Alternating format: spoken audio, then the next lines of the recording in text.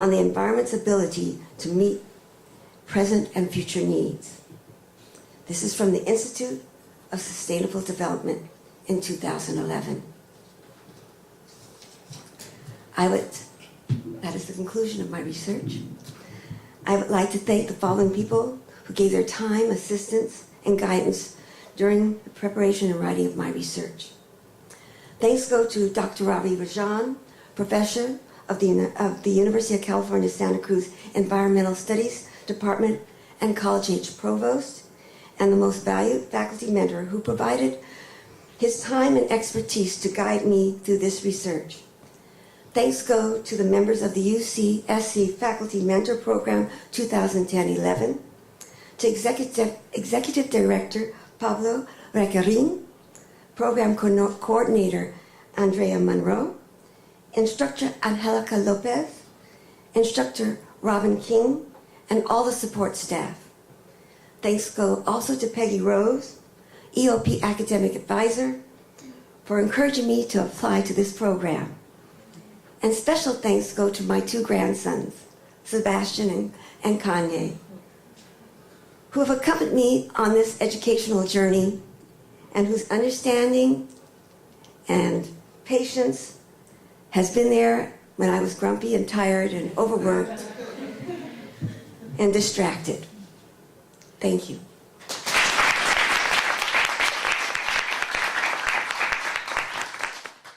I have two questions. One for you, Aldanette, looking at the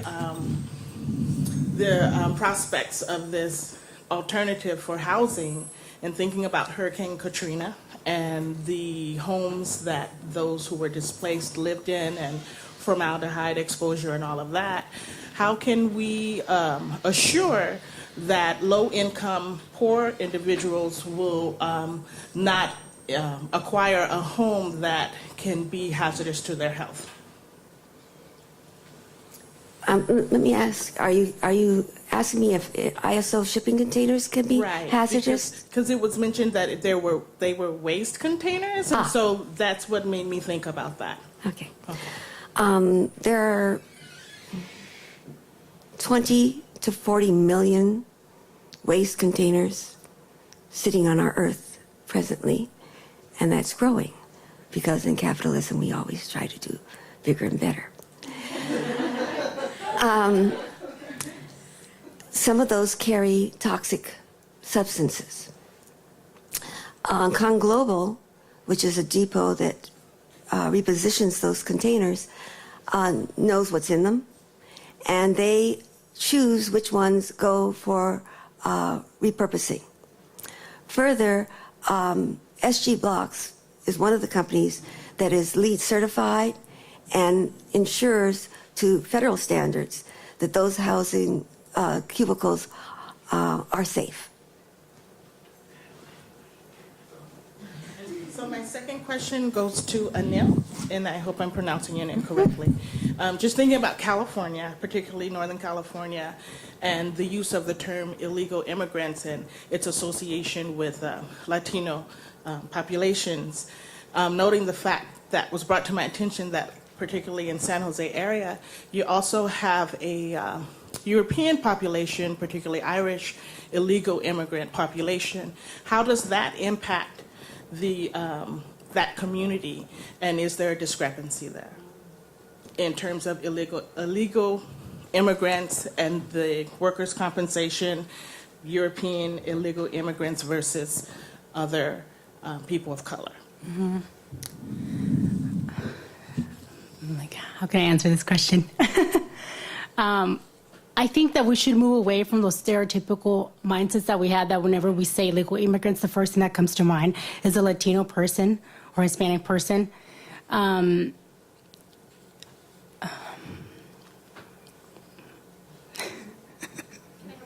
Yes, please. So I think one way to look at it is from the... Use mic? I'm going to help you real quick. I'll be really quick. Thank you. So one way to look at it, to answer your question, would be from kind of a society's perspective in terms of how we're fomenting perspectives. Another would be from the legal process. And I think one of the things you found is that the mentioning of race is kind of absent from all of this labor code. So obviously we've decided through civil rights legislation that race should not be the basis for any of these rights. So that's removed. But we can think about how race kind of shapes whether or not immigrants hit roadblocks in terms of accessing these rights. So, yeah. Good job. Thanks. So what is that impact then? I mean, because my question, I know that we want to get away from that. We don't know. We have to do the research. Okay, fine. Okay, you guys. I just wanted to say you guys, awesome presentations, and it's an excellent way to top off the day. Amazing presentations.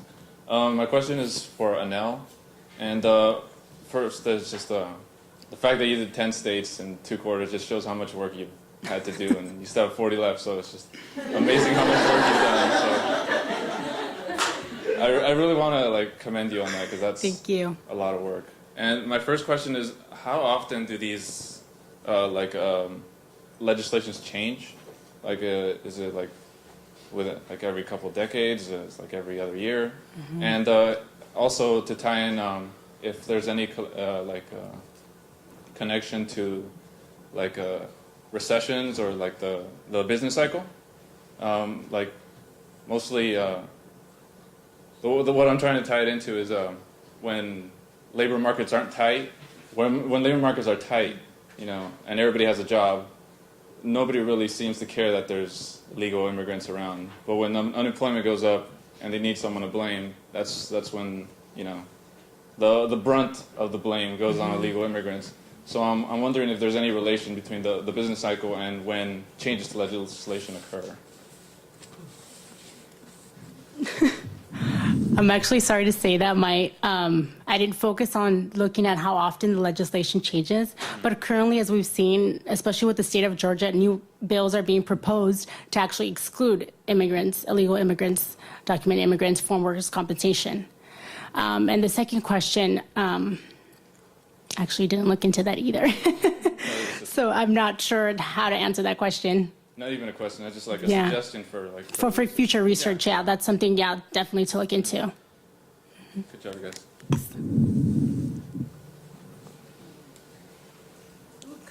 Okay, there we go. Once again, I want to say you both did a wonderful job. I have a question for you, Aldenette. Correct. Okay, so you talked about the sustainable, the housing and the buildings, and you also mentioned how the cost of it and how much it costs. So I was wondering, is there a way that we can get those who are from low income families to actually purchase these homes for the betterment of themselves, rather than continuing to live in neighborhoods that actually aren't good for them but cost less for their situation?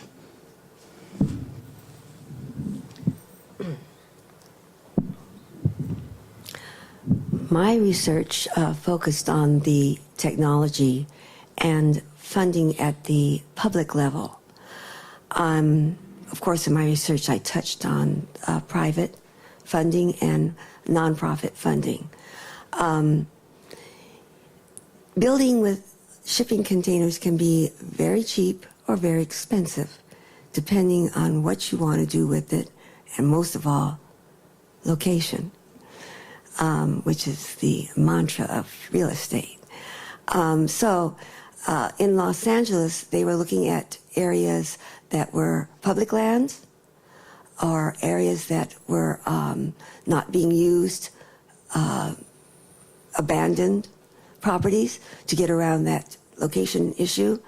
And they can be, the problem with all sustainability issues is that there's a slightly higher cost because it's new, but the return in the long run is immense. So, for example, if you were to finance a house today, say, just give a figure. I want to be realistic. $100,000 house, okay? And you could only put down 10%, $10,000. Your return on investment on a recycled house through the less use of the initial construction material, which is usually half the cost of the house or more, maybe 3/4, would drop tremendously. So you would not need to get a loan for $100,000. You would get a loan for $60,000. And then your down payment would be relatively less. Also, if you use sustainable materials, your return to your pocket helps you pay that house off faster because you're not using as much heat or water or electricity. So that's how low-income people can do this. My research did not look into that development, but that's very much an interesting idea for future research. Thank you.